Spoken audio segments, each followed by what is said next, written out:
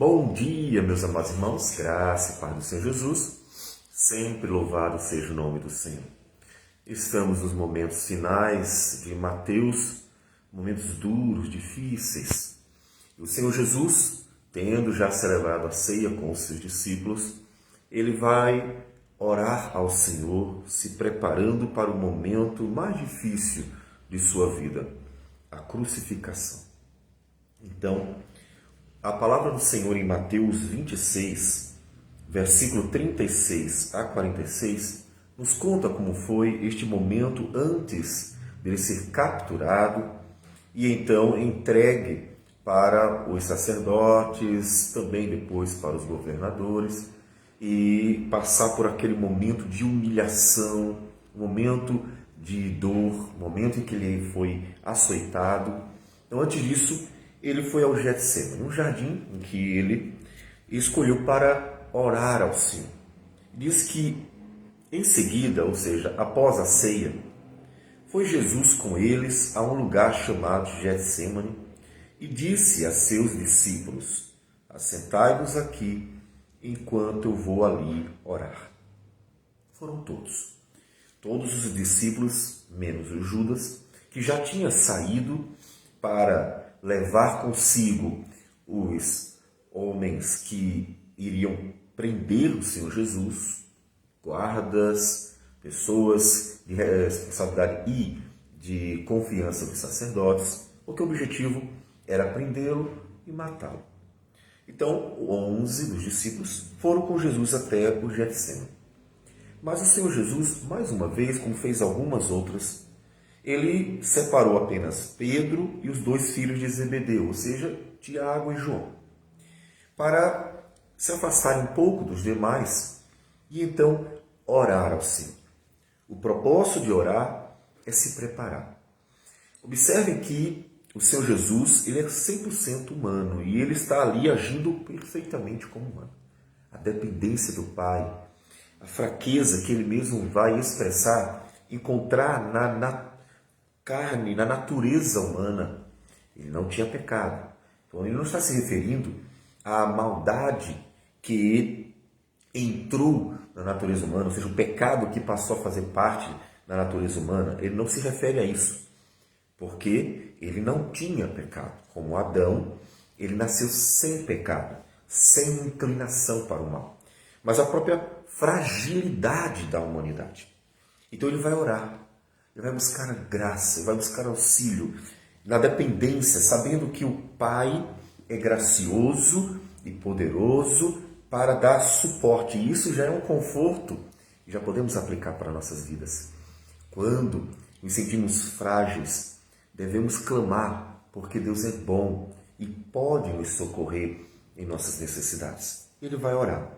Versículo 37 diz: e levando consigo a Pedro e aos dois filhos de Zebedeu, começou a entristecer-se e a angustiar-se. Observe que ele está sentindo em sua alma já o sofrimento, porque aquilo que ele iria passar dizia respeito não só ao físico. Ele foi açoitado, ele foi cuspido, ele foi humilhado, colocaram uma coroa de espinhos em sua cabeça, foi preso, foi furado, encravado. Tudo isso diz respeito a questões físicas, mas ele também, além de toda a dor física, estava ali para receber a ira do Deus Todo-Poderoso. E aí, nesse momento, nós podemos lembrar que Davi, quando ele pecou contra o Senhor, e diz que demorou um pouco para confessar os seus pecados, ele diz que sentia o peso da mão de Deus.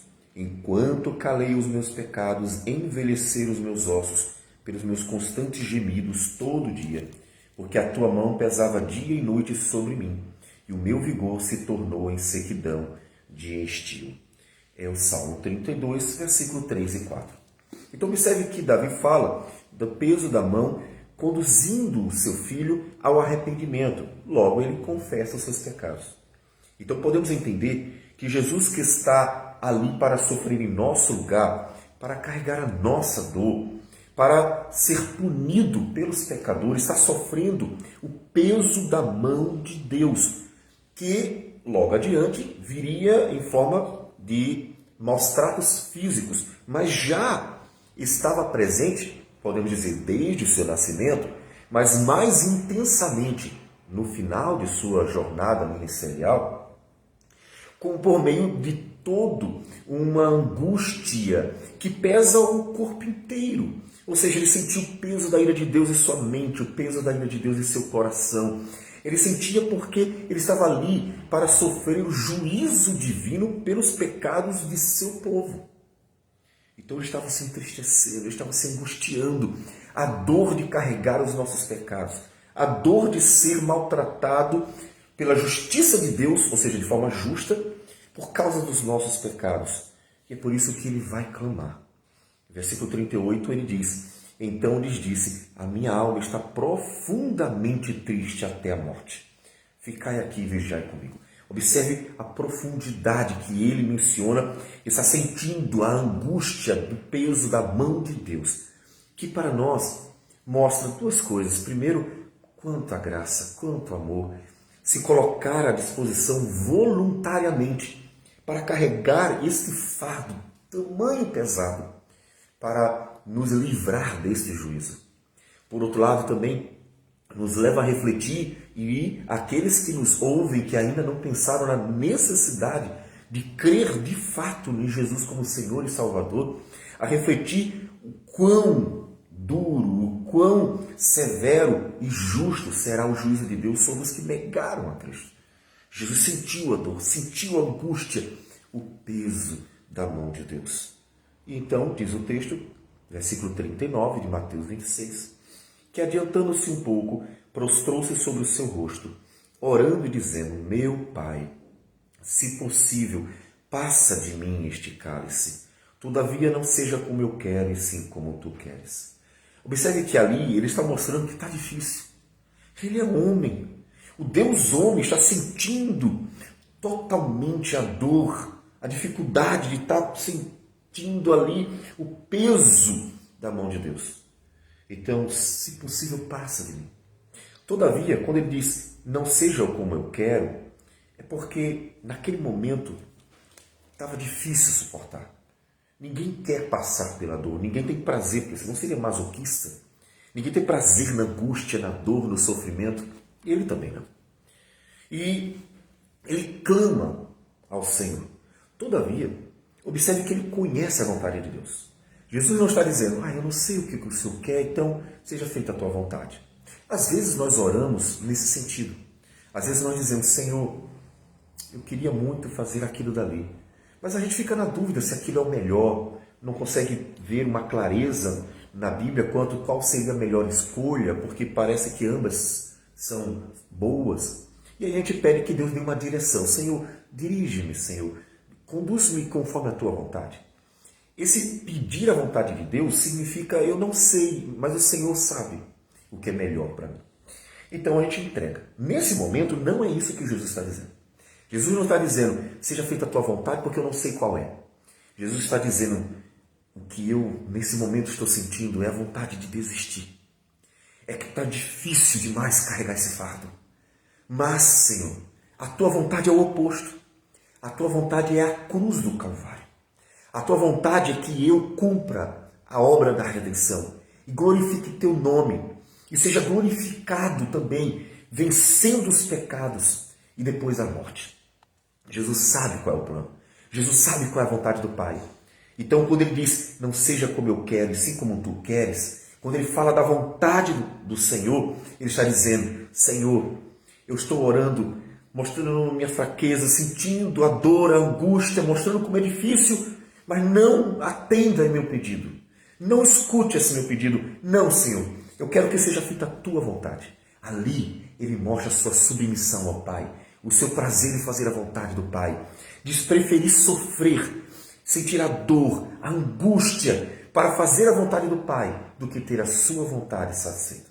Isso também tem aplicação na nossa vida, ainda que de forma alguma passemos por isso, ou venhamos a passar por isso, porque o que o Senhor Jesus fez de uma vez por todas. Graças a Deus. Mas podemos dizer que muitas vezes em nossas vidas vamos nos deparar com circunstâncias em que nós sabemos que o certo não é aquele, que o melhor não é aquilo. E nós vamos ter que pedir, Senhor, eu até queria que fosse desse jeito, mas seja feita a tua vontade, porque a tua vontade é diferente da minha, e a tua vontade é boa, perfeita e agradável. Então vai ter momentos na nossa vida que não é a dúvida quanto o que seria melhor, será a certeza de que a vontade do Pai é a melhor, mesmo que a nossa seja contrária. E a gente precisa ouvir e ver no modelo de Jesus como proceder. Senhor, eu queria diferente. É mais prazeroso, é mais agradável, é mais leve, é mais fácil. Mas, Senhor, eu vejo que a Tua vontade, a Tua palavra nos mostra isso, é diferente. E às vezes a vontade, como aconteceu com o apóstolo Paulo, 2 Coríntios, capítulo 12, sobre o espinho na carne, às vezes é uma vontade mais difícil. E a gente se submeter, seja feita a Tua vontade. Aceitar a vontade de Deus, mesmo sendo a mais difícil, para glorificar a Deus, para Deus ser engrandecido nas nossas vidas. O cristão precisa atentar para isso também. Então, ele volta e diz o versículo 40 que, voltando para o discípulo, achou-os dormindo. E disse a Pedro, então, nem uma hora pudestes vós vigiar comigo? Mas Pedro, você estava para morrer por mim, acabou de falar, e não consegue orar uma hora comigo. Portanto, observe que ele já mostrou para Pedro a fraqueza. Pedro não deveria ter arrogado ignorantemente uma força que nem tinha.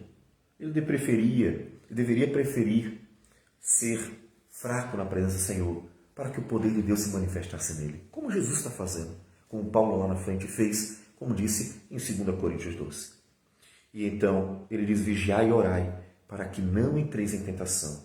O espírito, na verdade, está pronto, mas a carne é fraca. Veja que ele reconhece a debilidade da natureza humana, ele reconhece a fraqueza, ele reconhece a dificuldade, ele reconhece a luta. E lá na frente, em Hebreus, nós temos exatamente esse conforto que encontramos aqui no texto de Mateus. Porque o autor aos Hebreus nos diz que o Senhor Jesus passou por tudo isso e ele diz assim, pois ele, evidentemente, não socorre anjos, mas socorre a descendência de Abraão. Por isso mesmo, convinha que em todas as coisas se tornasse semelhante aos irmãos, para ser misericordioso e fiel, sumo sacerdote nas coisas referentes a Deus, e para fazer propiciação pelos nossos pecados. Pois naquilo que ele mesmo sofreu, tendo sido tentado, é poderoso para socorrer os que são tentados. Em outras palavras, ele conhece a nossa fraqueza, ele sabe o que passamos, ele viveu isso, ele foi semelhante a nós e ele pode nos ajudar, ele pode nos socorrer. Portanto, assim como ele disse que deveríamos vigiar e orar para não cair em tentação, devemos buscar nele mesmo e por meio dele o auxílio do Pai para vencer também as lutas, os desafios e as tentações que vão aparecendo, como ele passou, e glorificar a Deus. Nem sempre Deus nos livrará, como foi o caso dele. Ele não deveria ser livrado da cruz, ele deveria ser forte para conseguir ir à cruz e glorificar a Deus. E às vezes nós temos que passar por isso. Às vezes Deus não nos livra do mal, às vezes Deus nos dá força para vencer o mal. E assim foi com Jesus. Portanto, observe como o Senhor Jesus glorificou a Deus e na sua oração se colocou totalmente, humildemente, obedientemente na vontade do Pai. Se deixou totalmente para glorificar a Deus conforme a vontade do próprio Deus. Aprenda com o Senhor Jesus. Vamos orar. Seu Deus amado, bendito o teu nome. Agradecemos por tudo, inclusive porque o Senhor cuida de nós, nos fortalecendo para as batalhas da vida. Ajuda a tua igreja a ser forte em dias maus, para que vençamos o inimigo glorificando o teu nome. Receba a nossa oração, em nome de Jesus. Amém, Senhor. Que Deus abençoe a todos e tenham um bom dia.